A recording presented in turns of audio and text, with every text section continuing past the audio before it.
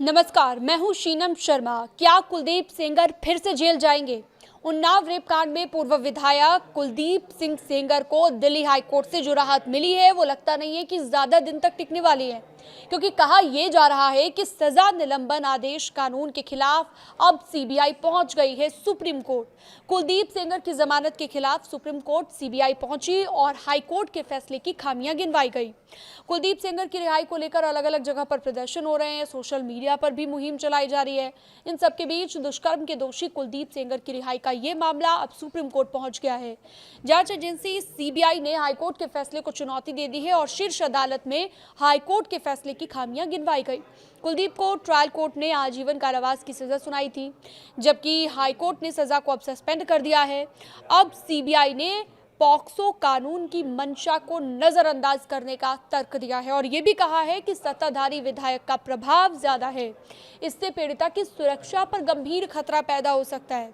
Unnao rape कांड के मामले को लेकर केंद्रीय जांच ब्यूरो ने दिल्ली हाईकोर्ट के उस आदेश के खिलाफ सुप्रीम कोर्ट में विशेष अनुमति याचिका दाखिल की है, जिसमें हाईकोर्ट ने दोषी पूर्व विधायक कुलदीप सेंगर की आजीवन कारावास की सजा को निलंबित करते हुए उसे जमानत पर रिहा करने का आदेश दिया था।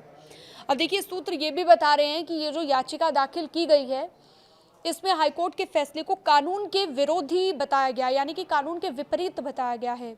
इसमें बहुत सारी त्रुटियां हैं, खामियां हैं, ये भी याचिका में जिक्र हुआ है। पीड़िता की सुरक्षा के लिए ये गंभीर खतरा बताया गया। सीबीआई ने सुप्रीम कोर्ट में दाखिल अपनी याचिका में कहा है कि दिल्ली हाई कोर्ट ने कुलदीप सिंह सेंगर की सजा को निलंबित करते वक्त कानून की मंशा और पॉक्सो एक्ट के उद्देश्य को नजरअंदाज किया। जानकारी ये भी मिली कि हाईकोर्ट ये समझने में विफल रहा कि एक मौजूदा विधायक होने के नाते सेंगर सार्वजनिक विश्वास और सत्ता के पद पर था, जिससे उसकी जिम्मेदारी और ज्यादा बढ़ जाती है।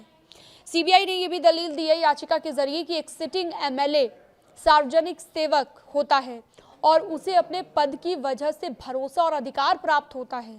ऐसे व्यक्ति द्वारा किया गया कदाचार सिर्फ व्यक्तिगत अपराध नहीं होता, बल्कि सामाजिक भरोसे का उल्लंघन है।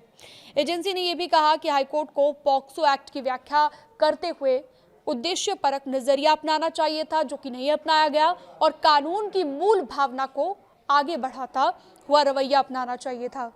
सीबीआई ने सुप्रीम कोर्ट से यह भी कहा है कि दिल्ली हाईकोर्ट का आदेश पूरी तरह से विकृत है, कानून के खिलाफ है। एजेंसी के मुताबिक हाईकोर्ट ये समझने में नाकाम रहा कि एक संवैधानिक पद पर बैठा व्यक्ति जनता और समाज के प्रति एक विशेष जिम्मेदारी रखता है।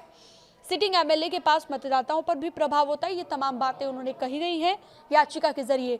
अब देखना होगा कि इस पर सुप्रीम कोर्ट का क्या रुख रहता है, क्योंकि मामला पहुंच गया है अब सुप्रीम कोर्ट। इस खबर से जुड़ी हुई अन्य जानकारियों के लिए आप हमारे साथ बने रह सकते हैं।